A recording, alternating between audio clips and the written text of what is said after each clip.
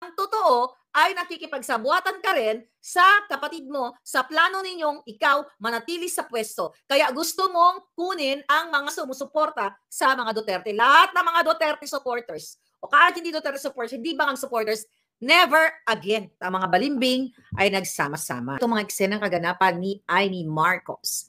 Alam ni Amy ang video, okay, independent manggagamit. Alright. So Amy, ano na ang mga eksena mo, mga hanash? So dahil, mga kababayan, ang drama ni Amy Marcos or ni Senator Amy Marcos ay nag-independent siya. Tatalakayin natin kung bakit siya nag-independent. Ano ba itong mga hanash na ito? Pero bago ang pagiging independent niya, gusto ko lang ipaalala kay Senator Amy Marcos na wala ka ng kredibilidad.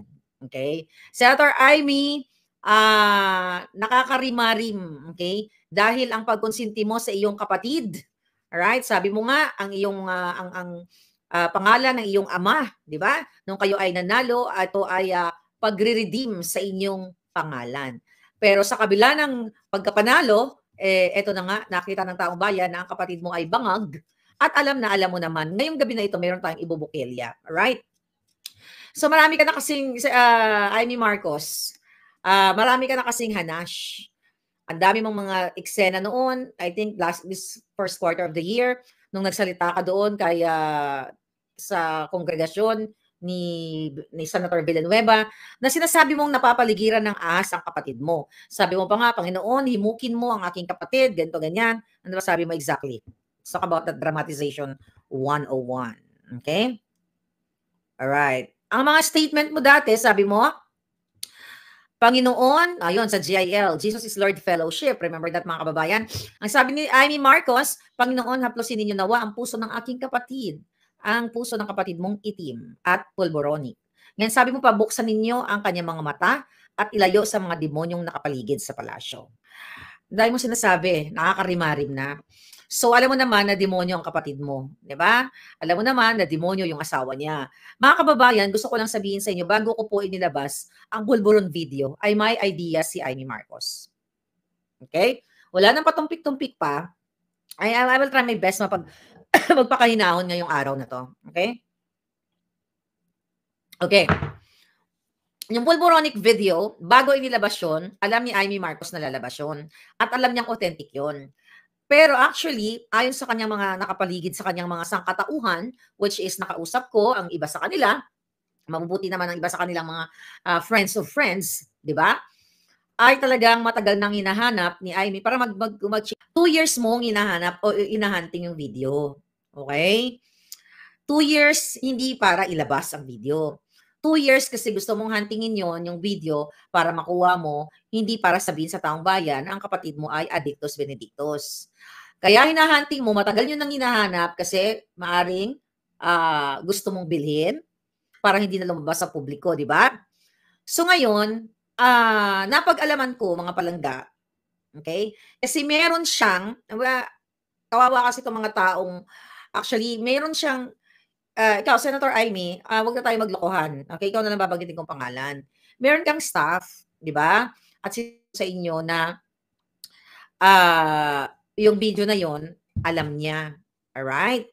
So, alam niya yung video na yon. At 2 years ago, nung October, di ba? Alam mo na may video. Ngayon, nung July, fast forward na tayo. Akala ko, hinahunting mo yung video hinahanap mo yung video para sabihin sa taong bayan na ang kapatid mo ay addict, na ang kapatid mo ay bangag. Pero lingid sa kaalaman ng taong bayan ay gusto mo palang pagtakpan ng kapatid mo. Huwag mo nang budulin si Inday Sara. Huwag ka na magdrama, may paiyak-iyak. Kunyari, kaibigan mo siya. Di ba? At ikaw naman, Inday Sara, huwag ka nang magpabudol muli.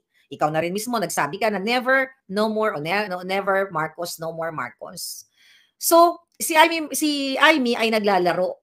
Okay? Kasi mga palangga, bago ko inirelease ang video noong July 21 dito sa Los Angeles, ay alam niya, hindi niya lang napigilan, hindi niya lang nakuha ang kopya. Alright? Hindi lang niya nakuha personal. Kung siya ang unang nakakuha ng personal, wala tayong nailabas. Huwag na tayong maglokohan. At ikaw ay ulitin ko, lumuhod ka kay Pangulong Duterte, ginamit mo si Sara, Inday Sara, para huwag mapangalan ng pulboronic ang kapatid mo. Nag-text ka rin, nag-usap tayo noong Agosto na tinatanong mo na may sinusumbong ako sa'yo, di ba? Na yung aking kaibigan ay may gagawing pasabog o bonggang-bonggang revelasyon patungkol sa kapatid mong Adictus Benedictus. Ang sagot mo nga sa akin, ano yun, Maharlika? Yung pagpapabili ni Lisa Satanas ng S o ng asin? Di ba? So alam na alam po ni Amy Marcos na si Bangag Jr. ay bangag. Then alam din ni Amy Marcos na ilalabas ko at alam ng mga nakapaligid sa kanya na ilalabas ko ang video na authenticated sa dalawang bansa. At dito sa ang isang bansa ay dito sa Amerika. At ang isang bansa na nag-authenticate ay sa Asia. Okay? So si Amy Marcos ngayon ay naglalaro. Okay? Ngayon pag-uusapan natin kung ano yung strategy na ginagawa niya na kunwari ay labas siya sa picture ng slate ng kanyang kapatid na bangag. Gusto ko magpakahinahon, Senator Amy, hindi kita titirahin ng personal. Titirahin kita ng bonggang-bongga sa iyong pagiging manggagamit.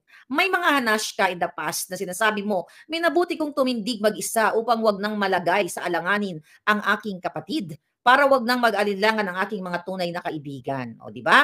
Ang tunay na kaibigan, ito yung tatawag mo si Inday Sara. Di ba? Yan ang kaibigan mo. Pinili mong wag tumindig mag-isa.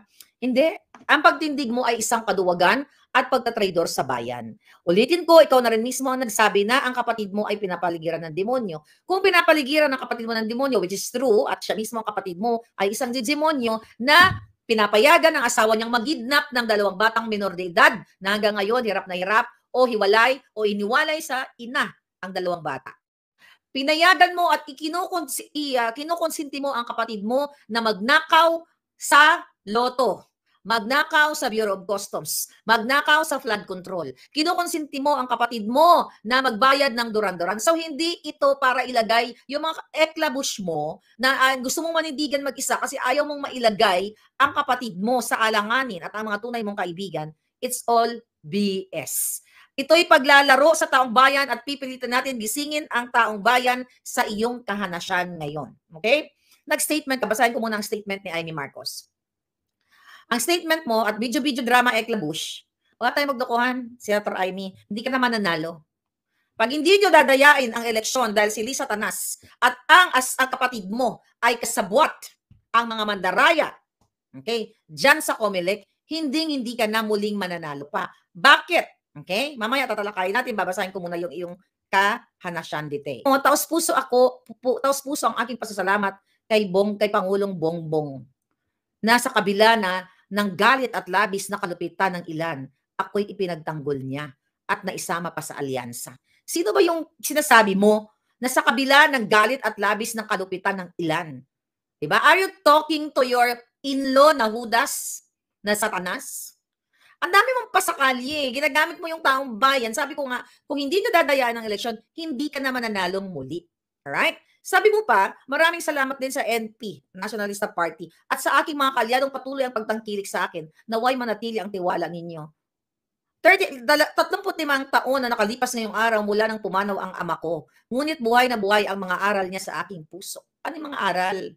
Yung mga dikta? Anong aral? Yung mga aral na kababuyan? Ang aral na panggigipit sa mga kritiko katulad ng ginagawa ng kapatid mo, na minamana ng kapatid mo yung mga pangit na ginawa ng nanay at tatay mo nung panahong yun, na tama ang mga dilawan, na ang pamilya nyo ay diktador, kawatan, uubusin ang pera ng bayan. Wala na kayong kredibilidad. Although nakipag-alyado ang mga dilawang mga walang kredibilidad ngayon na dumidila sa kipay ni Lisa at sa pototoy ng kapatid mo para magkaroon ng kapangyarihan at pera, sinusukan kayo ng taong bayan. Even ang kaibigan mong si Sara Duterte, Inday Sara, ay mismong nagsabi na no more Marcos, never again. Pinagsisihan niya dahil binudol mo siya. Itong mga strategy na ginagawa mo, ngayon, isa-isahin natin. Sabi mo, kaya bilang isang panganay, pinili kong manindigan ng malayat matatag tulad niya, na wala na dapat kampihan kundi ang sambayan ng Pilipino. Julol! Bilang panganay na kapatid, okay, sabi mo, hindi ka lang sumisilbi sa kapatid mo bilang panganay, senador ka, at ikaw ay nagpapa-eklabush na para ka sa bayan, no treban, ganyan. Hindi ka dapat, di ba, hindi mo dapat kinukonsinti ang kapatid mong adik, ang kapatid mong bangag at buong pamilya niyang bangag. Huwag mo nang gamitin yung taong bayan na sabihin mo bilang panganay, pinipili mong manindigan, malaya, matatag, tulad ng tatay mo na walang dapat kinapahapin kundi sa bayang Pilipino. The moment na hindi mo sinasabi sa buong bayan, sa buong mundo na alam mo na ilalabas ko ang video noong July 21 at tinanong mo sa akin kung si Lisa Tanasba ay nagpapabili ng shab-shab at alam mo na ang kapatid mo sinasabi mong napapaligiran ng demonyo ni hindi mo maboljak ang kanyang asawang magnanakaw, kidnappers, lahat na kidnapper, smuggler, lahat na. Pagtatraidor sa taong bayan yan bilang isang supposedly senador, lingkod bayan, nakikita ng dalawang mata mo na ang pamilya ng kapatid mo ay inuubos ang kaban ng bayan, ayaw tigilan ang kaban ng bayan, tapos ikaw ay mag-playing safe lang, ibig sabihin ikaw ay traidor sa taong bayan. Pinapayagan mo ang part 2 na dictatorship ng demonyong kapatid mo. Kaya itigil na itong mga kahanasyan mo. Ay may kasinungalingan. Sabi mo hindi madaling tumayo mag-isa sa kampanya at sa politika, julol. Hindi totoong nag-iisa ka. Ito'y lahat drama nyo lang. Okay? Para kunwari, tapusin ko muna statement mo bago ako mag-comment-comment. Okay? Ngunit yan ang pamana ng matanda sa akin. Yan ang pamana ni Apo Lakay na ginugunita natin ngayon. BS. Minabuti kong tumindig na mag-isa upang wag nang malagay sa alanganin ng aking ading, para wag nang mag-alinlangan ng aking mga tunay na kaibigan. Ayun na nga, di ba?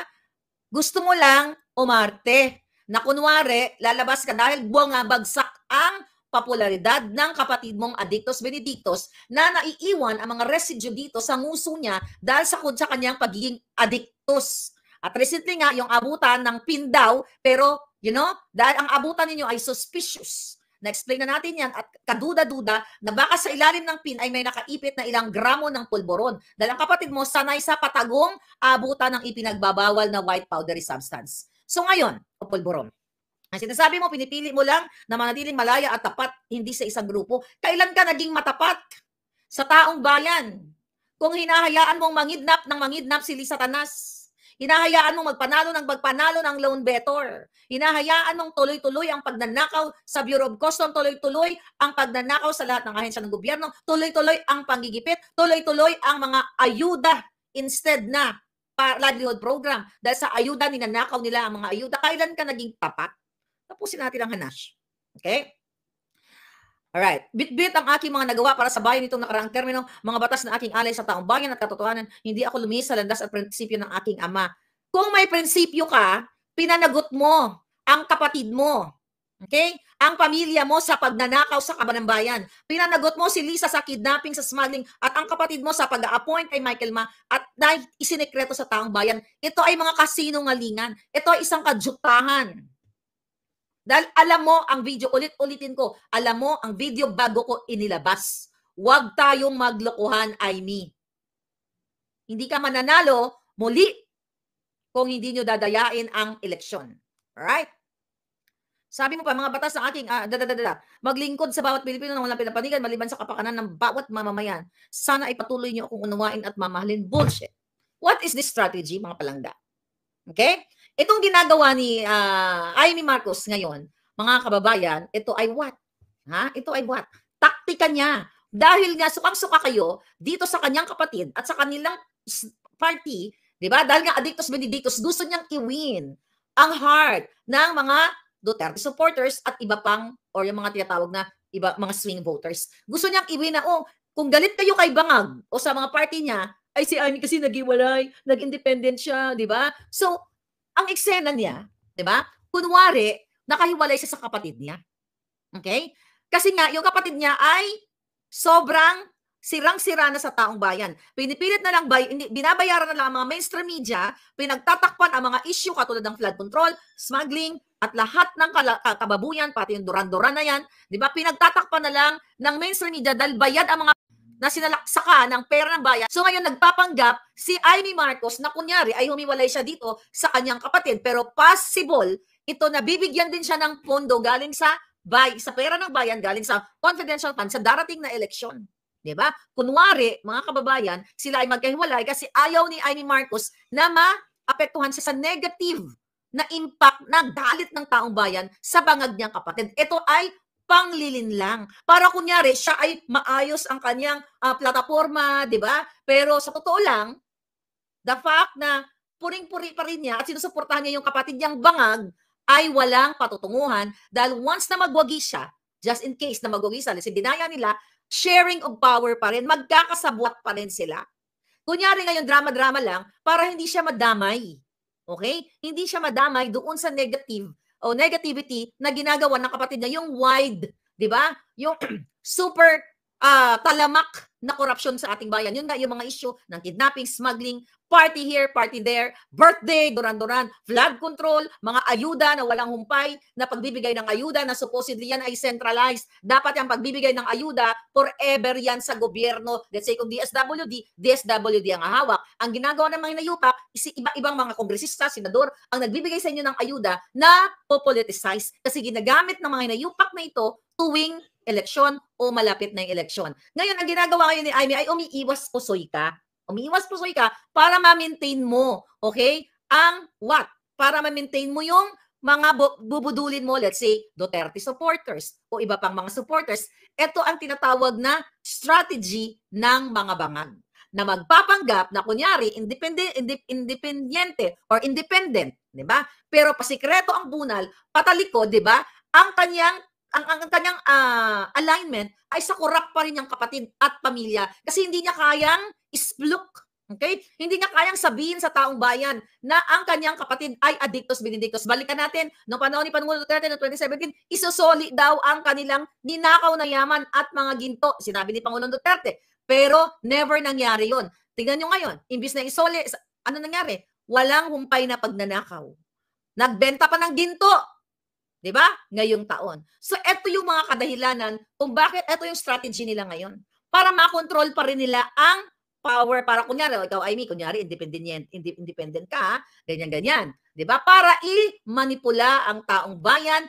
Si Amy hindi siya sumama sa mga buwakan ng inang korap niyang kapatid, sa kanyang sister-in-law kidnapper, smuggler. Ay, tayo mga let's say 32 million na bumoto kay Inday. Ililinlangin kayo. Okay, the reason why tumatakbo siya o tatakbo siya ng independent. Para kunwari, dinidistansya niya yung sarili niya dahil alam niyang bagsak, lubog sa totoong survey ang buwaka ng inang kapatid mong bangag. Amy, huwag kang magkipaglokohan sa taong bayan dahil hanggat may hininga ako, hanggat may dugo akong nananalaytay, araw-araw o ulit-ulitin ko na huwag kang iboto kasi kasabwat ka rin ng kapatid mong bangag dahil magkasama kayo since bata kayo. Ikaw na rin nagsabi, 'di ba, sa pelikula niyo na sinuportahan ko na ang kapatid mo ay what? Doon sa pelikula, tamad, sinabi ng tatay mo doon, 'di ba? Na nag-worry ang tatay mo sa kapatid mo dahil tamad, puro party lang ang alam. Ikaw na rin mismo naglapat ng storyline doon. Ngayon, magpapanggap ka. Lalabas ka sa figure o independent ka, ganyan-ganyan. Kasi gusto mong linlangin ang 32 million na bumoto kay Inday Sara. Kaya nagpapanggap ka na kunyari independent ka. Ito ay kasinungalingan, mga kababayan, at strategiya o strategy nitong pamilyang ito para budulin kayo forever and ever. Kasi alam niya na maraming supporters si Inday Sara. Kaya nga, di ba, lagi siya nakabuntot kay Inday Sara. Mukhang bago natin inilabas siya ng July 21 ng video, lagi silang nag-uusap si Inday Sara. Mayroon pa nga silang nag-drinking session pa kayo, di ba? Nag-heart to heart pa daw kayo ng bonggang-bongga at naawa ka kay Inday kasi tinitira ng mga bangag o ng mga kamag-anak mo at ng inlo mo. Kasi you want to stay with Inday kasi gusto mong malaman ang mga galawan. Di ba? Kaya nung nalaman mo na ilalabas ang video, actually, di ba sabi ko sa inyo, may mga eksena kayo na ganitong araw magsasalita ka, sasabihin mo na yung totoo. Hindi na nangyari, Amy. Niloko mo yung taong bayan. Na sinabi mo magsasalita ka ng July. Ang sabi mo pa nga noon 'di ba? Ang sabi mo, ito sabi ng staff mo, nakachika ko, ano ang sabi? Magsasalita ka, okay? Nung after pag-resign ni Inday as Secretary of Education. 'Di ba? Sinabi ko yun sa inyo mga palangga, inantay ko. Wala.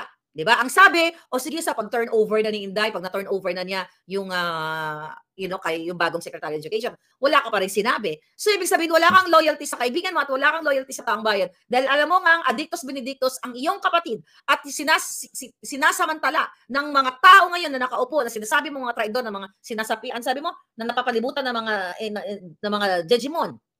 Okay? Tapos ngayon, ayaw mo magsalita? Independent ek-ek ka? Kasi kahit mag-independent si Amy Marcos, mga palangga, pwede pa rin siya pasikreto na babak-upan siya financially ng kanyang kapatid. Kasi hindi nga, di ba, sinasabi niya, pinoprotektahan niya yung ading niya. So dapat na pinoprotektahan niya yung ading niyang bangag na bangag. Ibig sabihin, hindi niya pinoprotektahan ang Pilipino. The fact na wala siyang sinasabi tungkol sa paggastos ng almost 1 million to 1.5 million sa Duran-Duran. At ang iba pang mga concert like almost every other day, every week, 'di ba? Or every other day, kada linggo, ilang beses ang party. Wala kang sinasabi, I mean. So anong tawag dito? Gusto nyong kontrolin